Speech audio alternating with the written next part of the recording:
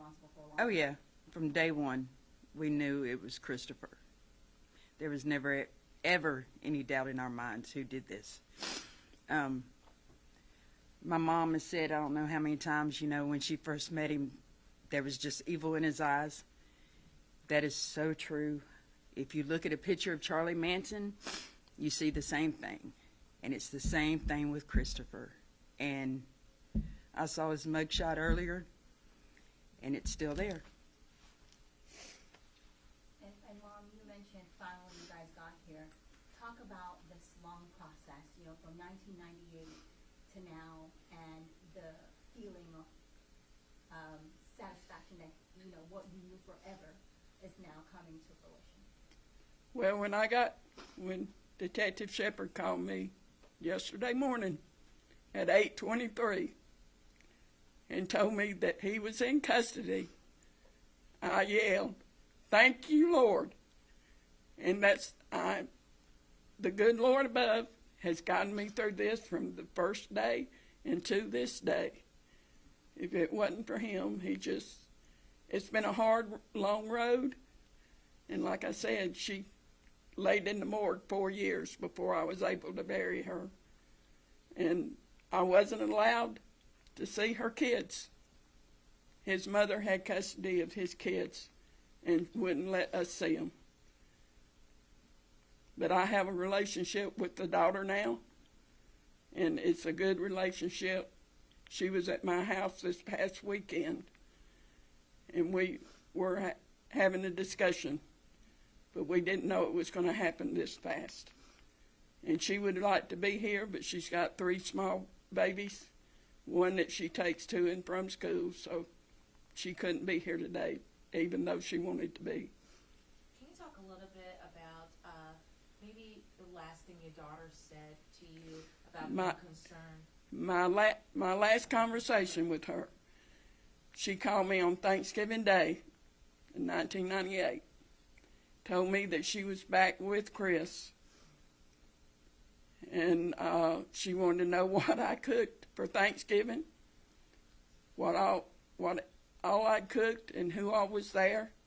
We were all sitting around the dining room table, and she wanted to come down, and she was going to ask his mother to bring her down there. And I said, "You don't have to ask her. I'll come get you if you want to come." And anyway, the conversation went on a little bit longer, and my last words to her was, "I love you, and you know where I am if you need me." What do you want people to remember about Melissa? Melissa was very loving. She would do, she loved you, you would know it, definitely. And she loved her kids, and there's no way on this earth that she would have left them. Because she wanted her kids. That's why she went back to him. That's why she kept going back to him. In all this time, had Christopher ever reached out to you guys? Had you ever spoken, either one of you spoken to Christopher? Never. He never reached out? Never. Not once. Did she ever reveal or hint to anyone that she was in danger from him? I can't quite hear you. I was wondering if she ever revealed, if anybody ever had a clue that she was in danger. She had left him in the summer of '98, and she came to the house and she stayed with me, and we got both her kids back from Kathy. And when she went in front of the judge here in Atlanta on the domestic violence, because he had knocked her down on the sidewalk and dragged her by her hair down the sidewalk. And when he went in front of the judge, he asked the judge to let him talk to her alone, and she went back to him. Were you afraid then? We've been afraid for a long time. For a long time? For a long time. This question is for the detectives in this case. I was looking at some old scripts. Was he ever a suspect or taken into custody? I saw something maybe 2003 he might have been taken in. Was he ever, well, he wasn't charged, but Can you talk a little bit about that and if he was questioned, why he was released then? So he was. We all have what we call person of interest, and we don't like to call them suspects. As detectives, we let the evidence guide us in the direction that we need to go. And at that time, the original detectives felt the need to interview him. But he was a person of interest from the beginning. What next, for the charges? What can he face? When, anything updates on that? So he's been charged with murder. He's currently in Fulton County. And we go into the next phase, which is the district attorney's office and, of course, the court proceedings. So at this point, it's going to be in that phase. I do have one last question for the mom there.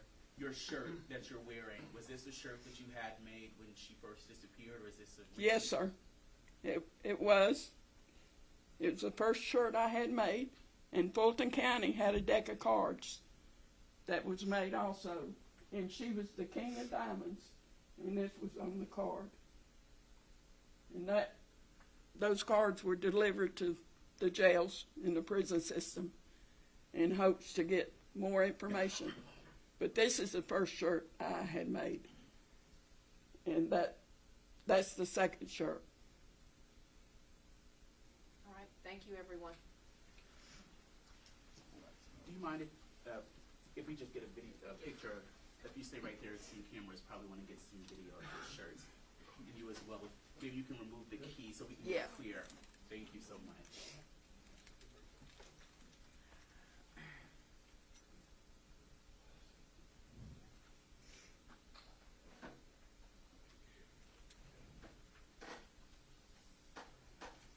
The ladies turn around so they can get the back of it.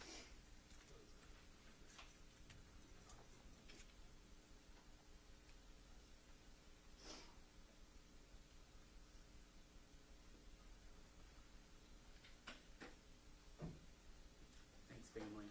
Everybody good? Yes, Sure. thank you.